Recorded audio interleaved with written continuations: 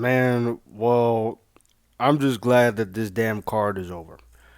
What's up, fight fans? I'm back here with another video here set for you guys, MMA UFC fans. Gonna be talking about the recap and reaction of UFC Vegas Apex 105. Recently, the MMA gods have been shining a light on it, and I made the video about the Apex cards and how they're trash and how the Twitter handle of the UFC, made a comment about how boring the Apex cards are, and you get smacked right in the face with this type of card of what usually what we've always been talking about of how atrocious these cards can be. And this card was absolutely a waste of time. But I watched it, and you're here, and you want the recap vid, and I love you for that, and I thank you, and I appreciate you so much for being here because this was um, it was fucking terrible. Anyways, we start off this card with Vanessa Demopoulos versus Talita Alencar. There's nothing really to say about this fight. Through rounds 1 and 3, Talita Alencar took Valentina Demopoulos down every single round, had top control, had dominant position, was landing ground and pound. Sometimes not heavy, sometimes heavy. On the feet, Alencar looked more fresh, looked more confident. Demopoulos Dalmatian looked frightened on the feet, and especially at the takedown. And she didn't do much. So yeah, Toledo Alencar just won, based because she wanted it more and she's more fit compared to Vanessa Demopoulos. So yeah, moving on up the card, we had one of the highlights on the card, and there wasn't many, but the reason not was because of her performance, but was of the sheer just jiggliness of Martin Bidet. Disgusting. It looked like Jello on a plate. It was really, yo, this was really bad, man. I don't know how he's an athlete. I don't know how he's in shape and form. But despite his looks, you can't judge a book by its cover. He actually looked pretty good on the feet, and he did what he needed to be able to do. That being Martin Bidet versus Uran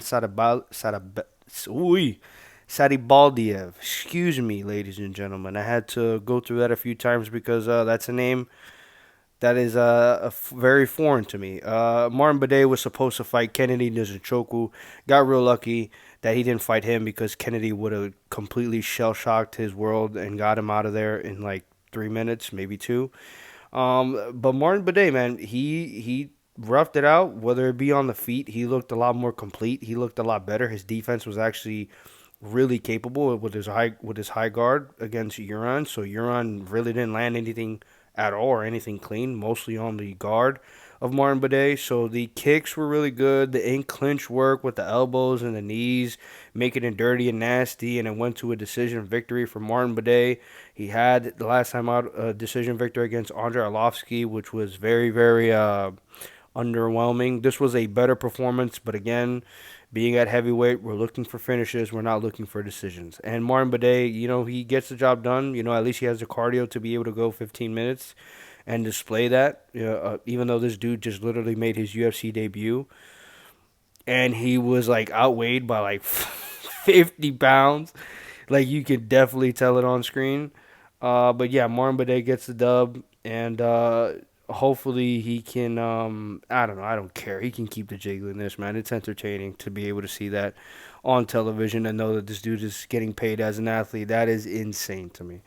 Anyways, we move up the card, and we had Victor Henry versus Pedro Falcao. Victor Henry won this fight because Pedro Falcao is a dumb idiot. He's really stupid. The counter striking of Victor Henry was very, very effective. That straight right hand against Pedro Falcao. I believe he dropped him once. I believe it was either in the first or second round. He dropped him with a nice straight right hand down the pipe. Hurt Pedro Falcao. Even though on the stand up, Pedro Falcao was doing good work in terms of pressuring and having Victor Henry getting alongside of the cage and really pressing forward with the action. He was doing good, and then he would just drop and guard and wait for Victor Henry to come towards him and play the submission in the grappling game. And Victor Henry would just continue to kick his ass, literally, or kick his calves and legs. And Pedro Falcao, man, I don't know what the hell he was thinking going in there. I don't know what his game plan was. He literally threw this fight away, and he gave the victory to Victor Henry, and Victor Henry willingly accepted it. Um, Again, Victor Henry looked pretty good. He looked crisp with the counters. He did his work with the ground and pound. He wasn't really falling into the game of the grappling of Pedro Falcao, who again is a dumb idiot, real big dumb idiot. I don't know what man, this card, man. That's all I have to say about this fight. Moving on up the card, we had Loma Lukbunmi versus Estela Nunez. This fight, in my opinion, could have went down as a robbery. You obviously have the picture, not in this video, unfortunately, of Estela Nunez, having the typical, what face because she thought she pulled out the victory. 100% third round went to Loma. She got the takedown, got the top control, got the ground and pound, and she did what she needed to do against Estella. But the first and second round, this girl, Loma Lukbunmi, coming from Thailand, you would expect the Muay Thai to be, on point. But I think Estela Nunez was actually outpointing her on the feet, doing the better work, especially with the kicks as well. Keeping Loma Lukbunmi very defensively reactive, not really throwing much, keeping her on the defensive. And I think she did more, in my honest opinion, even though Loma did get some takedowns in those rounds as well, had some more top control. But yeah, I guess, man. I guess. I thought Nunez won those first two rounds against Loma. But again, this fight was terrible, so who really cares at the end of the day? I feel for Estella in a way. Not really. But yeah, I think she actually outpointed Loma Lukbunmi in those first two rounds. She looked a lot better. She looked a lot more crisp. But again, nobody's going to really care about this because, again, it's in the Apex. Also, it's a women's MMA fight. Also, these girls don't really have a name. Neither of them. So it's like, whatever, you know? Yeah, sucks for you, Estela Nunez, but, who gives a fuck, apparently. Moving on up the card, we had Reese McKee versus Daniel Frunza. Finally, we get some entertainment. Finally, we get some type of violence. And wow, this came out a way that I didn't think that it was going to come out. Reese McKee was actually on point today against Daniel Frunza, looking a lot more crisper. They get into a lot of these crazy exchanges, and Reese McKee just lands this beautiful left hook right on the button on Daniel Frunza. I thought he slept him out cold, but he didn't. Daniel Forenza is still somehow conscious enough to be able to continue the fight. He gets hit. He gets hit with right hands. He gets hit with jabs. He's wobbling and all over the place. He's trying to be able to find his footing, to be able to buy some time, to be able to still continue in this fight. And while he is, and while he's able to ruffle off some of the feathers that are, just got into his way, and clear some of the cobwebs into his mind. This is a better analogy that I want to be able to use the first time. He looked a lot more better. He took these shots and punishment a lot more better coming his way, that being coming from Reese McKee.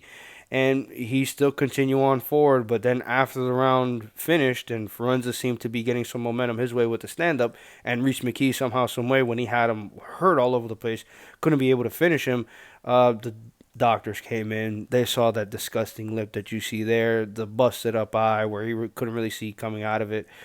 And they called the fight off. Yeah, because they don't want to be able to continue a fight like that. And there's no championship on the line. These guys are prospects. Reese McKee being a veteran. They don't really want to mismanage these guys and have these injuries just continue to be worse. And this guy is just gonna end up disfigured. I mean, that cut was disgusting. But we got some type of violence. That's the key thing that I can be able to take away from this fight. And Reese McKee looked really good, even though somehow, some way, he couldn't be able to put Daniel Forenza away. That was very intriguing. And moving on up the card, we had Diana Belbita versus Dion Barboza. For how long it went, which was about a round, it was actually entertaining. So finally, we got some entertainment. We starting to get some momentum, hopefully sailing the ways that we want to be able to sail towards. And Diana Belbita was looking really, really like wild on the feet. She was landing this overhand right hand consistently on Diana Barboza. Barboza was taking the shots well, but she was getting pieced up on the feet. And Belbita was just looking a lot more crisper, a lot more nice, especially with the kicks as well on the feet, in my opinion. Even though Barboza was taking, again, the shots pretty well. Gets to the ground, Diane Barboza gets in and then cinches in an arm in triangle choke. Gets the victory over Diana Belbita, where she was getting pieced up on the feet. And just the shape and the size of this woman. I mean, Jesus Christ. I don't know what they got in that water over there in Brazil to have these women look the way that they look, but she is absolutely ripped to the gills, brother. I don't want to say she's sauced up. Maybe she is sauced up. Maybe it's the genetics. I have no idea. But I was glad to be able to see a finish, submission finish, that being for the Witch. I think that's her nickname that she goes into the cage with. The Witch. It's kind of, different. Not good, but it's different. And she gets a sub victory over Diana Belbita, who was looking okay. And then we move on to the main card, and we had an absolute abomination of a fight. Usually, obviously, if you guys have been here for long enough and you guys have seen my channel and seen my videos and seen my reactions and recaps of these fights, I always have the fighters picture up above and what they, what was the highlight of what they did in the fight or who was more dominant in it. This was absolutely one of the worst fights I've ever seen in my entire life. This was a waste of time. Torres Finney had 3 shots for the Dana White Contender Series, finally gets in, goes against a guy, that being Robert Valentin, another dude who's coming off the Dana White Contender Series. And it's just, man, like, this is like Bilal, Marab, like, just clumped in one without any type of, like, damage at all. This wasn't even a fight. This was atrocious, man. Like, I can't even, like the UFC has to cut this dude, man. This dude, after his fight in the press conference, is saying, sometimes we have duds and stuff like that, and that one's on me. You're fucking atrocious, man. You are absolutely the epitome of what we don't want in this sport, man. We don't want this, and God, I'm at loss for words right now. This is like I feel like my brain is just, it's melting in my mind right now. This is insane. This is like, Torres Finney is, first of all, a disgusting human being to look at. No neck having looking motherfucker. And is just going takedown after takedown after takedown after takedown after what. And Robert Valentin is also a person that is nobody to be excused here. Where's your takedown defense at, man? You know what I mean? There's the MMA people that are going to come in and be like, well, if his takedown defense was good, man, then we wouldn't have to be able to worry about his takedown defense, and he would just stand up and be on the feet, man. No, man. This is not what we're fucking talking about, bro. Marab is the role model settling things in. Bilal is the role model settling things in of where you can be able to win fights where just staying. And Shavkat is somebody that's possibly getting into that area as of right now, where you can just be in the clinch, stay on the fence, get takedowns, fail takedowns, and continuously go forward over and over and over and over again. And having no damage. Even though Marab and Bilal, they do have some type of damage compared to Torres Finney tonight, which was the antithesis of that. And that's how they win fights. And nobody wants to watch that. Nobody gets entertained by that. That's why there's not a lot of stars in MMA. That's why Dana White and the matchmakers didn't want to make Magomed Ankalaev and Alex Pereira because even though, yes, Magomed is known as a striker more than a grappler, he has the grappling capabilities. He's from Dagestan. And the majority of the people that are watching the sport are casuals. They're going to be thinking that when they're going in to watch the fight. So when they see him trying to be able to do that, and then you have that now as a face and a champion of your light heavyweight division, people are going to be tuned out, bro. You're going to be losing stars. And now you got dudes like Torres Finney, who recently just got a contract right now, doing things like this. I really hope somebody knees this kid in the face into oblivion, man. I really like this is like, man, bro. Torres Finney, man. Fuck you, bro. You are an atrocious fighter, man. You can't even describe yourself as a fighter. You're just a grappler and a wrestler. And eventually I hope somebody sparks you fucking out cold. Well, that's my rant. Well, no, actually, I'm back here again, and my rant is not finished. That's exactly why Tony Weeks, a boxing referee, and not only a referee, also a judge as well, scored the fight for Valentin because he actually saw him actually do damage. We need more refs in the UFC to be able to call these fights the way that they need to be able to get called, especially in terms of damage. A lot of people online is saying, "What is this referee on? He's on drugs. What is he seeing? What is this? What is that?" Dude, no, we're not in the business of just watching Torres Finney's and Bilal Muhammad and Marab and all these other fighters just continuously fail takedowns and try to get takedowns and staying on the fence and staying in the clinch and not doing any type of damage in their fights to be able to win them. We're not trying to be able to see that. So shout out to that referee who actually put in that scorecard. Shout out to Tony Weeks. He knows what he's doing. The referee, and excuse me, not the referee, the UFC is known for having damage-based scoring first besides anything else that comes in towards the fight. Shout out to Tony Weeks. Wasn't a bad scorecard. If anything, I want to be able to see more of these type of scorecards so that way it actually moves away what these fighters actually want to be able to do, and that's things like this to be able to win fights the easy way. Now I'm done with my rant. Moving on up the card, we had Ode Osborne versus Louis Gurriel. Uh, Entertaining fight, an actual finish, something that Torres Finney probably knows nothing about. Louis Gurriel is coming off the Dana White Contender Series, making his debut in the UFC. Ode Osborne is coming off the Ronaldo Rodriguez loss, which was very controversial and very of a close fight between those two. And in the first round, it was very, tit for tat. Louis Gurriel, I think, was doing better with the kickboxing, even though Ode Osborne was showing off his speed and actually doing really well here and there. But Louis Gurriel then gets a takedown later in that first round, has the top control, wins pretty much it because it being kind of close in terms of the striking, and then with the grappling, him having the dominant top control in that first, you got to give it to him. But then moving into the second round, you've seen Ode Osborne then able to stuff some takedowns and keep things on the feet, and he just like landed a jab or like something touching. He didn't land something that was hard. He just landed, and as soon as he saw that he had his distance correctly and his speed was still managed correctly, he had more confidence in himself to be able to throw more punches. And then he started to throw more in combinations, started to land more on Louis Gurriel, and Louis seemed to be a little bit, uncomfortable about what's coming his way, especially with the speed with Ode Osborne.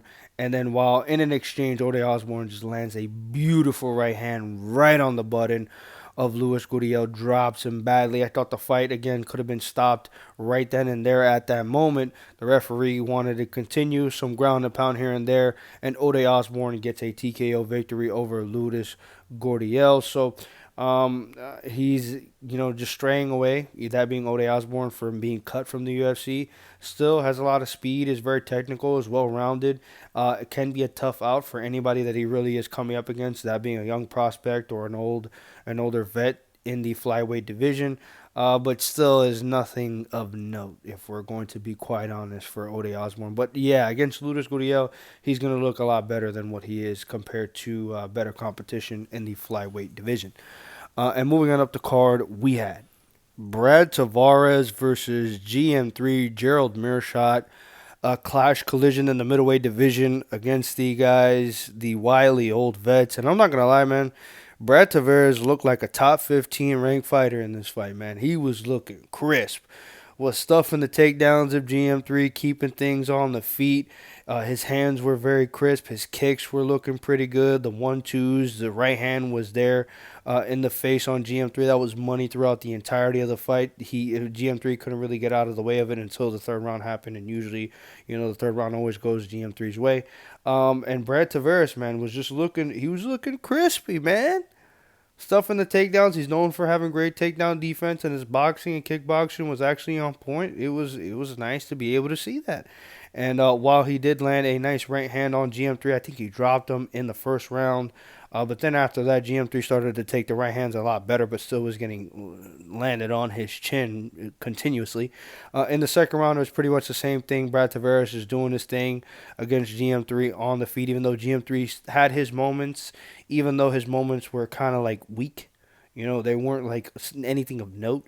There was nothing to be able to say that, oh, yeah, GM3, oh, he landed this big shot. But not really. He didn't do that at all. But he did start landing. His kicks started to be able to come into fruition. His southpaw position or stance with him landing the left hand a few times here and there on Brad Tavares. But nothing really happened. I think Tavares took the first two rounds, and in the third round, GM3 started to look a little bit more better on the feet. The gas tank of Tavares started to slimmer down. His speed wasn't coming at the same motion, even though he was still landing his right hand. And then GM3 then gets a position where he has the back. They're not on the ground. They're standing along the cage in clinch, kind of, but he's getting the back of Brad Tavares, trying to be able to trip him over, try to be able to get the takedown against Brad Tavares. But Brad Tavares survives it, keeps him on the feet, and just continues to get the takedown defense well. But GM3 is starting to land a little bit better than Brad Tavares, so I mean, as a pity round, I gave it to GM3, but Brad Tavares, man, he looked a lot better in this fight, in my opinion. Looked a lot crisp. He's eventually going to get a step up of competition again, and he's going to get smoked, or he's just going to get completely pieced up, because he's not on that same level. But in this fight, he actually looked, again, like a top 15 ranked middleweight. And it's not that hard. I mean, you got Roman Dolidze and Marvin Vettori who are in the rankings. I don't think it would be that hard for Brett Tavares to go against them and potentially get a win against them. And if we're being very honest with each other. But moving on up the card, we have Chang Ho Lee versus Cortavius Romeus. And, man, I kind of don't want to say it, but I have to be honest, man. Cortavius Romeus, even though I was hoping and looking forward for him to be able to not get a victory, but potentially make the fight even more competitive than what it was looking so far. He's a dumb idiot, man. He made a lot of low IQ moves in this fight. Very stupid mistakes, man. In the beginning of the first round and in the second round, it was pretty much the same, so you can't really be able to tell the difference. But they both started off on fire. They both started swinging and banging, getting in close range, and just was throwing heavy shots.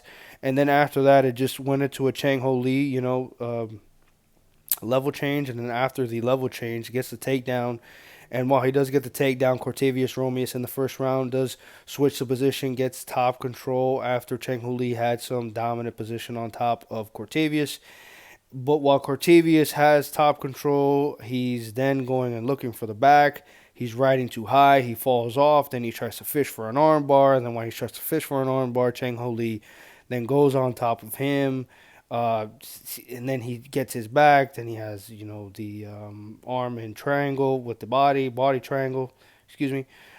He gets the body triangle lock on him, and he's starting to rain some nasty shots. Cortavius is starting to bleed out. And while all these things are simultaneously happening, it literally is the same thing that would happen in the first and the second round. Again, Cortavius is just fishing for these submissions and continuously losing position. And while he's losing position, he ends up in a worse position, and Chang Ho Lee ends on top of him. And, throughout the entire, commentary, these guys are saying he's the Korean Khabib. And going against Cortavius Romeus, he actually looked very much like a Korean Khabib in this fight. I don't know about the rest of his career, but he lands some nasty ground and pound that Cortavius is just not able to get out of the way of. He's getting beat up and bloodied up even more, and Chang Ho Lee finishes the fight with a TKO victory via ground and pound, just completely obliterating Cortavius with elbows from the top position. And yeah, man, Cortavius, bro, just dumb idiot performance, man. Not much to be able to say. Had a lot of chances to get the back, get top control, do damage, win the round, win the position, but he just decided to just I don't know. Then we moved to the co-main event, and we had Pat Sabatini versus Joe Anderson Brito. And man, I really thought, man, fuck. I really thought Joe Anderson Brito was a lock for this win, man. I really did. I really did, man. There's nothing to be able to talk about this fight. Literally, like the majority of this fight's on this card. Um, Pat Sabatini just got 3 takedowns in 3 rounds, and he just won. So literally, what happened? Got top control. Was landing ground and pound. Beat up Joe Anderson Brito on the ground. Brito couldn't be able to get up for his life, for the life of him. He couldn't be able to get up at all. He had no answer for these takedowns whatsoever. So Joe Anderson Brito, man, just got annihilated on the ground. He got bitched up, and unfortunately, I had to be able to watch that because I was really looking forward to Joe Anderson Brito to go in there and knock out Pat Sabatini because I thought that's what was going to happen. But I don't know, man. This card is like depressing. The more and more I talk about it, man. But whatever. We to the co-main to the co-main. Look at me. I'm talking all over the place. I don't even know what I'm talking about right now. Moving on to the main event, we had Lerone Murphy versus Josh Emmett. There's a lot of people on social media I seen that they were talking about how it was close. It was 2-2. It was this. It was that. Lerone Murphy outclassed Josh Emmett. One of the scorecards, I believe, was 49-46 for Murphy. That's exactly how I see it. If you're going to give 1 round to Josh Emmett, you would have given him the 4th round. Something that we didn't really see before in the career or recently as of for Josh Emmett was that he started to mix in a lot more of his wrestling. And yeah, he did get some takedowns that you see picture above. I think he got like 4 or 5 takedowns, but he didn't do anything of note. He didn't have any grappling or submission threats. Didn't land any ground and pound. Didn't have any top control. He just got takedowns, and Lerone Murphy, as soon as he got takedown, got up and continued the fight on the feet. Josh Emmett, he had his moments. He landed some hard shots, or he threw some hard shots, if we're just being honest. Most of it landed on the guard of Lerone Murphy, but Lerone Murphy, for the majority of the fight, I don't even got to go round by round basis, if we're being completely honest. Lerone Murphy was just piecing him up. He's just on another level compared to Josh Emmett. Josh Emmett, you know what you get. A lot of power and a lot of big, meaty hooks that he throws. Shout out to Lucas Tracy. And yeah, if he lands a power shot right on your chin, you're gonna go out cold. But if you're able to just negate that and have good movement, good footwork, you're pretty much gonna beat him. And Lerone Murphy with the feint game, with the low kicks, with the oblique kicks, the side kicks, right to the leg, messing up the knee of Josh Emmett. Had a really nice spinning back kick in the 2nd round, hurt him right to the body kicks overall, staying busy with the hands, even though, he had his jab here and there that he would land. I would want him to be a lot more busy with his hands. I think in the 5th round he landed a nice left hand, and also he landed a type of power jab because Lerone Murphy switched his stances a lot. So while he does, he landed this power jab, or he landed a left hand while in southpaw position that really stung and wobbled Josh Emmett, but he took it. He recovered pretty well after that.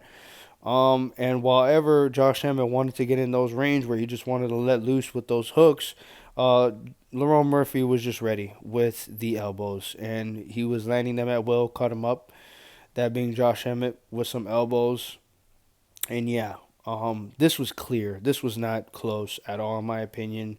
If you gave a round to Josh Emmett again. It was like the fourth round, but besides that, I think Lerone Murphy just pieced up and was just on another level, skill advantage wise, compared to Josh Emmett, and he made it look very easy in my opinion. Yeah, there's going to be people that are going to talk about how, it was close, whatever. It wasn't really entertaining. There wasn't really much to be able to take about. This entire card was absolutely atrocious. It was insufferable to be able to go through this hell of a card. But yeah, Lerone Murphy did what he needed to be able to do, got the job done, and thankfully now we move on to UFC 314, which is absolutely stacked, and we can get hyped and motivated to be able to watch that card because this card, again, I don't even need to be able to talk about it. Yeah, like this video if you obviously like this video. Comment your opinions. The majority of these comments that I see on this video should be negative because this card, you already know. If you've seen it and you watched it, you know. If you know, you know. And subscribe, UFC fans. Subscribe, MMA fans. I was able to go through this. And if you were able to go through this with me as well, we're here in this together. And why not continue to be here together with each other as you subscribe to my channel? Because why not? And thank you guys again for watching again. And peace.